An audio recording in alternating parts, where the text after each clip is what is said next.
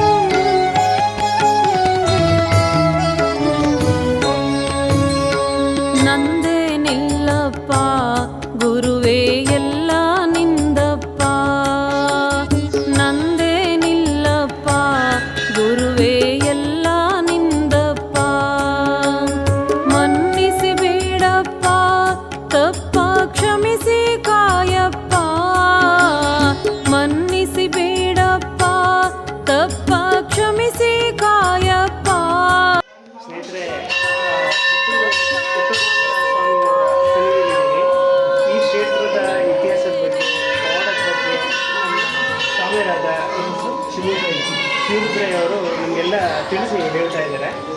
ಅವ್ರಿಗೆ ಏನು ಪೂಜೆ ಮಾಡ್ಕೊಂತೀನಿ, ಸ್ವಲ್ಪ ಯಾರು ಬಿಡಬೇಡಪ್ಪ ಅಂದ. ಯಾರೋ ಕೊಟ್ಟೇಶ್ವರ ಕಲ್ಲಿಂಗೇಶ್ವರ ಅಂತ ಹೇಳ್ದ. ನಾವೆಲ್ಲ ಇಲ್ಲಿ ನಾವು ಧರ್ಮಕರ್ತನವರು ಕಲ್ಲಿಂಗೇಶ್ವರ ವಂಶಸ್ಥರು.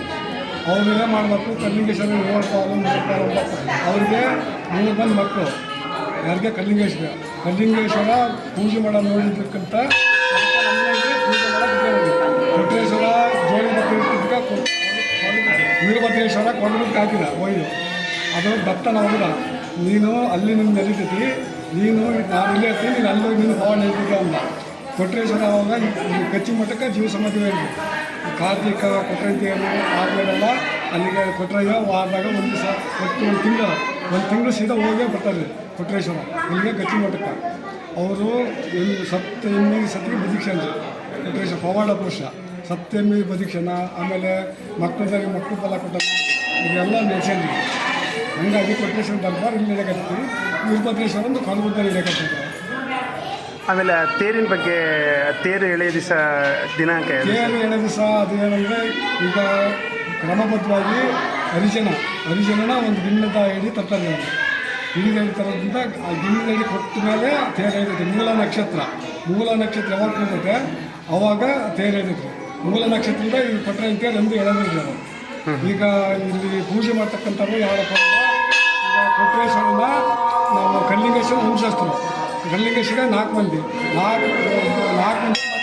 ಮಕ್ಕಳು. ಅವ್ರಿಗೆ 3 ಪಾಲು 9 ಪಾಲು ಆಮೇಲೆ 7 ಪಾಲು ಅಂತಂದೇಳಿ ಇವರ ಎಲ್ಲ ಕ್ರಮಬದ್ಧವಾಗಿ ಇವರು ನಡ್ಕೊಳ್ತಾರೆ. ಒಟ್ಟರಿಗೆ ಏನಿಲ್ಲ, ಎಲ್ಲ 565 ಶಾಸ್ತ್ರ ನಡೆಸಿಡ್ಕೊಂಡು.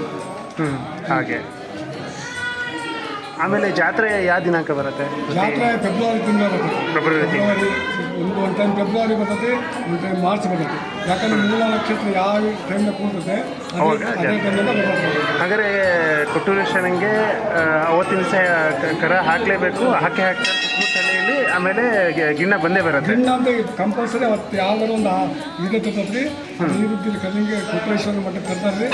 ಅವ್ರಿಗೆಲ್ಲ ಅದು ಗಿಣ್ಣ ರೆಡಿ ಮಾಡ್ಕೊಂಡು ಆ ಗಿಣ್ಣ ತಂದ ಮೇಲೆ ಪಾಲ್ಕೆ ಮುಂಕೋರಿ ತೇರ್ಗಟ್ಟೆ ಬರ್ತದೆ. ಅದು ಗಿಣ್ಣ ಹರಿಜನ ಸತ್ಯ ತಿಳಿಸಪ್ಪ, ಪಾಪಿ ಮೇಲೆ ಕೋಪ ಬೇಡಪ್ಪ. ಅಜ್ಞಾನವಳಿಸಿ ಸತ್ಯ ತಿಳಿಸಪ್ಪ, ಪಾಪಿ ಮೇಲೆ ಕೋಪ ಬೇಡಪ್ಪ. ಹೇಳಿದ ಪ್ರಕಾರ ನಡೆಯುವೆನಪ್ಪ, ಕರುಣಿಸಿ ಪ್ರಭುವೇ ಅನುಗ್ರಹಿಸಪ್ಪ.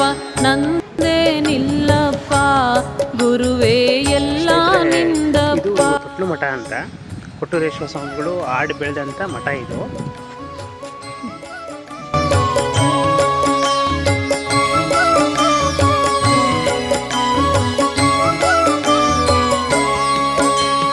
ಗುರುವಿನ ಮಾತೊಂದು ಹೇಳುವೆನಪ್ಪನ, ಹೇಳುವೆನೆಂದು ತಿಳಿಬೇಡಪ್ಪ.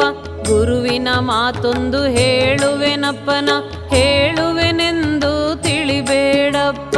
ಸದ್ಗತಿಗಾಗಿ ನೀ ಶ್ರಮಿಸಪ್ಪ, ಅದಕ್ಕಾಗಿ ಸದ್ಗುರು. ನಂದಿ ಮೇಲೆ ಕುಳಿತ ಅವನು ಸಿಗುವುದೇ ಕಷ್ಟ, ಅವನ ಮೇಲೆ ಕುಳಿತ ಗಂಗೆ ಸಿಗದಿರೆ ನಷ್ಟ. ನಂದಿ ಮೇಲೆ ಕುಳಿತ ಅವನು ಸಿಗುವುದೇ ಕಷ್ಟ, ಅವನ ಕೊಟ್ಟೂರೇಶ್ವರ ಸ್ವಾಮಿಗಳ ಐಕ್ಯ ಮಂಟಪ ಲಿಂಗೈಕ್ಯರಾಗಿದ್ದ ಜಾಗ ಇದು. ಸ್ಪಿರಿಚುವಲಿ ಭಾರಿ ವೈಬ್ರೇಷನ್ ಕಾಣ್ತಾ ಇದೆ ಇಲ್ಲಿ.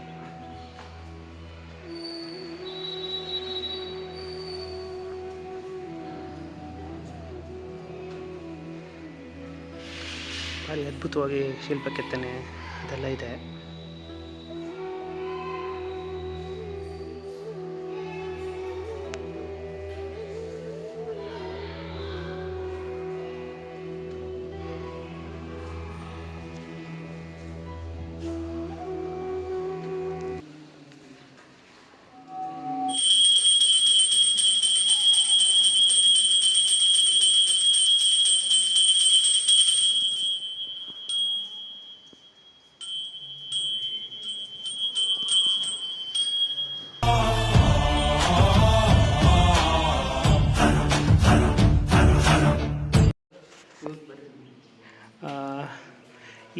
ಈಗ ನಾನೀಗ ನಮ್ಮ ಕೊಟ್ಟೂರು ಬಸವೇಶ್ವರರ ಗಚ್ಚಿನ ಮಠದಲ್ಲಿದ್ದೀನಿ. ಗಚ್ಚಿನ ಮಠದ ವಿಶೇಷ ಏನಂತ ಅಂದರೆ ಇಲ್ಲಿ ಅವರು ಗುರುಗಳು ಐಕ್ಯರಾಗಿದ್ದ ಜಾಗ, ಇದು ಲಿಂಗೈಕ್ಯರಾಗಿರೋ ಜಾಗ. ಈ ವಿಚಾರದ್ದು ಇದು ಮಾಹಿತಿ ಬಗ್ಗೆ ಈ ಯಾವ ಕಾಲಘಟ್ಟದಲ್ಲಿ ಕಟ್ಟಿದ್ದಾರೆ, ಯಾರು ಕಟ್ಟಿಸಿದ್ದಾರೆ ಈ ದೇವಸ್ಥಾನನ, ಅದನ್ನು ನಮ್ಮ ಚೀರು ಅವರು ನಮಗೆ ಮಾಹಿತಿ ಕೊಡ್ತಾರೆ. ಪಂಚಗಣಾಧೀಶ್ವರ ಅಂತ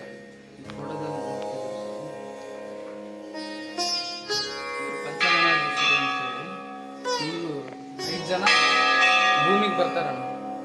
ಭೂಮಿಗೆ ಬಂದು ಎಲ್ಲ ಕಡೆ ಲೋಕ ಸಂಚಾರ ಮಾಡ್ಕೊಂಡು ಶಿವಭಕ್ತಿನ ಶಿವಪೂಜೆ ಗುರುಲಿಂಗ ಜಂಗಮ ಅಂತೇಳಿ ಎಲ್ಲರೂ ಒಂದೇ, ಯಾವುದೇ ಜಾತಿ ಭೇದ ಭಾವ ಇಲ್ಲದೇ ಎಲ್ಲರಿಗೂ ಗುರುಗಳು ಹರಿಸ್ಕೊಂತ ಬರ್ತಾರೆ ಲೋಕ ಸಂಚಾರ ಮಾಡ್ಕೊಂಡು. ಇಲ್ಲಿ ಕೊಟ್ಟಿರೋ ಏನು ವಿಶೇಷತೆ ಅಂದರೆ ಈಗ ಅಜ್ಜರ ಜೀವಂತವಾಗಿ ಸಮಾಧಿ ಆಗಿರೋ ಜಾಗ ನೋಡ್ತೀವಿ. ಇದು ಅಕ್ಬರ್ ಕೊಟ್ಟಿರೋದಂತ ಮಂಚ ಇದೆ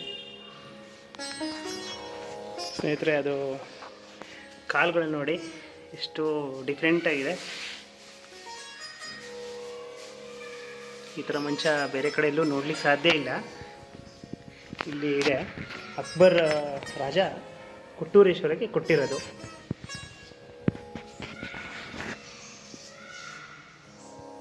ಇದೆಲ್ಲ 15-16ನೇ ಶತಮಾನದಲ್ಲಿ ಈ ದೇವಸ್ಥಾನ ಕಟ್ಟಿದ್ದಾರೆ. ಯಾರ ರಾಜ ಕಟ್ಟಿಸಿರೋದು? ಇಲ್ಲಿ ಇವರು ಆಳ್ವಿಕೆಯಲ್ಲಿದ್ದಾಗ ಇಲ್ಲಿ ಅರ್ಕನಹಳ್ಳಿ ಸೋಮಶೇಖರಯ್ಯ ಅಂತೇಳಿ ರಾಜ ಇಲ್ಲಿ ಕಡೆ ಭಾಗದಲ್ಲಿ ಬರ್ತಾರೆ. ಅವರು ಇದ್ದಾಗ ಆಳ್ವಿಕೆ ಮಾಡ್ತಾ ಇದ್ದಾಗ ಇವ್ರ ಗುರುಗಳು ಇಲ್ಲಿ ಬಂದು ಕೊಟ್ಟೂರಿನಲ್ಲಿ ನೆಲೆ ನಿಲ್ತಾರೆ. ಇದು ಕೊಟ್ಟೂರನ್ನ ಹೆಸರು ಬರೋಕ್ಕಿಂತ ಮುಂಚೆ ಶಿಕಾಪುರ ಅಂತೇಳಿ. ಇಲ್ಲಿ ಮೂಲತಃ ಆರಾಧ್ಯ ದೈವ ವೀರಭದ್ರೇಶ್ವರ ಸ್ವಾಮಿ. ಈಗ ಆತನ ಎಲ್ಲಿ ನೋಡ್ತೀರಾ ಅಂದರೆ ಜಗಳೂರ ಹತ್ರ ಕೊಡದಗುಡ್ಡ ವೀರಭದ್ರೇಶ್ವರ ಅಂತೇಳಿ ಐತಿ. ಅಲ್ಲಿ ಇಲ್ಲಿರತ್ತ ವೀರಭದ್ರೇಶ್ವರ ಸ್ವಾಮಿನ ಅಲ್ಲಿ ನೋಡ್ತೀವಿ. ಅಲ್ಲೇನು ಹಿರೇಮಠ ನೋಡ್ತಿರಲ್ಲ, ಆ ಸ್ವಾಮಿ ಹಿಂದೆ ವೀರಭದ್ರೇಶ್ವರ ಸ್ವಾಮಿ ಇದ್ದಾನೆ. ಅದು ಮುಂದೆ ಕೊಟ್ಟೂರೇಶ್ವರ ಸ್ವಾಮಿಗಳು ಅಲ್ಲಿ ಜೀವಂತವಾಗಿದ್ದಾಗ ಅಲ್ಲಿ ಗದ್ದಿಗೆ ಮಾಡ್ಕೊಂಡು ಕುಂತು ಜನರಿಗೆಲ್ಲ ಆಶೀರ್ವಾದ ಮಾಡಿರ್ತಕ್ಕಂಥ ಜಾಗ. ತೊಟ್ಲು ಮಠದಲ್ಲಿ ಮಗುವಾಗಿ ಆಡಿ ಬೆಳೆದಿರ್ತಕ್ಕಂಥ ಜಾಗ ತೊಟ್ಲು ಮಠ. ಇಲ್ಲಿ ಅಜ್ಜರ ಜೀವಂತ ಸಮಾಧಿ ಆಗಿದೆ. ಓಕೆ. ಕಾಯಕ ಯೋಗಿಗಳು ಎಲ್ಲ ಕಾಯಕ ಮಾಡ್ಕೊಂಡು ಶಿವಪೂಜೆ ಎಲ್ಲ ಮೂಢನಂಬಿಕೆ, ಹಳೆ ಕಾಲದಾಗೆಲ್ಲ ಮೂಢನಂಬಿಕೆ ಎಲ್ಲ ಇತ್ತು. ಆಮೇಲೆ ಜಾತಿ ಗೀತಿ ಎಲ್ಲ ಬೇರೆ ಎಲ್ಲ ಜಾತಿ ನೋಡ್ಲಾರ್ದ ಎಲ್ಲರಿಗೂ ಸಮಯ. ಹಾಗೆ ಅಲ್ಲಿ ಜಾತ್ರೆ ನಡೆಯತ್ತಲ್ಲ, ಜಾತ್ರೆಯಲ್ಲಿ ಪವಾಡ ನಡೆಯುತ್ತೆ, ಅದೆಲ್ಲ ಹೇಗೆ? ಜಾತ್ರೆ ವಿಶೇಷತೆ ಅದೇ ಮಳೆ ಮಲ್ಲೇಶ್ವರ ಅಂತ ದ್ವಾರಬಾಗ್ಲು ಅಲ್ಲಿಂದ ಒಬ್ಬ ಹೆಣ್ಣು ಬರ್ತಾರೆ. ಅವಾಗಿನ ಕಾಲದಾಗ ಒಬ್ಬ ಮಣಿತನ ಇತ್ತು. ಅವ್ರು ಬಂದು ಗಿಣದ ಹಾಲಿನ ನೈವೇದ್ಯ ಮಾಡ್ತಾರೆ. ಆರತಿ ಬೆಳಿಗ್ಗೆ ಆಗಿಂದ ಒಂದು ಅಜ್ಜರು ಜಾತ್ರೆ ಇಲ್ಲಿ.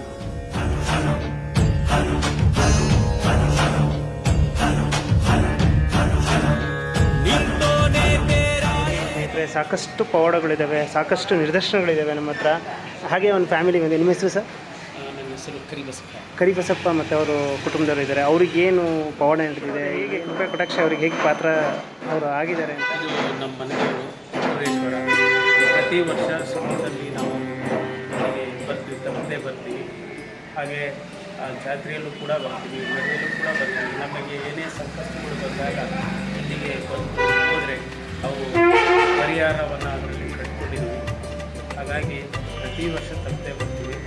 ಇದು ಭಾಳ ತುಂಬ ಪ್ರವಾಡ ಏನೇ ಅಂದ್ಕೊಂಡ್ರೂ ಕೂಡ ನಮ್ಮ ಎಲ್ಲ ಇವರು ಕೂಡ ಸೇರಿದ್ದಾರೆ. ಅದಕ್ಕೆ ಪ್ರತಿ ವರ್ಷ ನಾವು ಬರ್ತಾ ಇದ್ದೀವಿ. ಜಾತ್ರೆಯಲ್ಲಿ ತುಂಬ ಲಕ್ಷಾಂತರ ಜನ ಸೇರ್ತಾರೆ. ಅಲ್ಲಿ ಅನೇಕ ಪವಾಡಗಳು ಕೂಡ ನಡೆದಿದ್ದಾವೆ. ಎಷ್ಟೋ ರಥೋತ್ಸವ ನಡೆಯುವ ಸಂದರ್ಭದಲ್ಲಿ ಹಲವಾರು ಅಪಾಯಗಳನ್ನು ಕೂಡ ತಡೆದುವಂಥ ಉದಾಹರಣೆಗಳು ಇದ್ದಾವೆ. ಹಾಗಾಗಿ ತುಂಬ ಪವಾಡ ಪಕ್ಷ ಈ ಮುರುಡೇಶ್ವರ. ನಿಮಗೆ ಏನೇನು ನಿಮ್ಮ ಜೀವನದಲ್ಲಿ ಏನೇನು ಪವಾಡ ಆಗಿದೆ, ಏನೇನು? ನಾವೆಲ್ಲರೂ ಕೂಡ ಈಗ ಅಪ್ಲೈಸ್ ಆಗಿದ್ದೀವಿ. ದೇವರಿಗೆ ಮತ್ತು ಶಿಕ್ಷಣ ಉಪಯೋಗ ಆಗಿದೆ. ನಮಗೆ ಎಲ್ಲ ಚೆನ್ನಾಗಾಗುತ್ತೆ, ನಮಗೆಲ್ಲ ಒಳ್ಳೆಯದಾಗಿದೆ. ಹಂಗಾಗಿ ನಾವು ಎಲ್ಲ ಚೆನ್ನಾಗಿ ನಡೀತೇವೆ, ವಿಷಯಗಳೆಲ್ಲ ಮಾಡ್ತಾರೆ, ಅದೆಲ್ಲ ಮನೆಯಲ್ಲೆಲ್ಲ ಮಾಡ್ತಾರೆ. 25 ವರ್ಷದಿಂದ ಮಾಡ್ತಾ ಇದ್ದೀರಾ? ಇದೇ ಊರಾ ನಿಮ್ಮದು? ಬೆಳಕೆರೆ. ಅಲ್ಲಿಂದ ಇಲ್ಲಿ ಬಂದಿದ್ದೀರಾ ಏನಕ್ಕೆ? ದೇವಸ್ಥಾನ ಕೆಲಸ ಮಾಡಕ್ಕೆ ಬರ್ತಿದ್ದೆ. ಹಾಂ, ಕಾರ್ತಿಕ ದಸರಿ ಕೊಟ್ಟೆ ನಾನೇ ಮಾಡ್ತೀನಿ. ನೀವೇ ಇದು ಮಾಡೋದು, ಈ ಸೇವೆ ಮಾಡ್ತಾ ಬರ್ತಾಯಿದ್ದೀರಾ? Okay sir, okay. ಒಂದು ಸರ್ ಓದ್ಬಿಡಿ ಸರ್. ಸ್ನೇಹಿತರೆ, ಎಷ್ಟು ಜನ ಭಕ್ತರಿದ್ದಾರೆ, ಎಷ್ಟು ಪವಾಡಗಳು ನಡೀತಾ ಇದೆ ಈ ಕ್ಷೇತ್ರದಲ್ಲಿ ಅಂತ. ಇದೇ ನೆನಪಿನ ಜೊತೆಗೆ ಮತ್ತೆ ಊರ ಕಡೆ ಮನಸ್ಸಾಗ್ತಾ ಇದೆ. ಪಯಣ ಊರ ಕಡೆಗೆ ಮತ್ತೊಂದು ವಿಡಿಯೋದಲ್ಲಿ ಮರ್ತೀವಿ.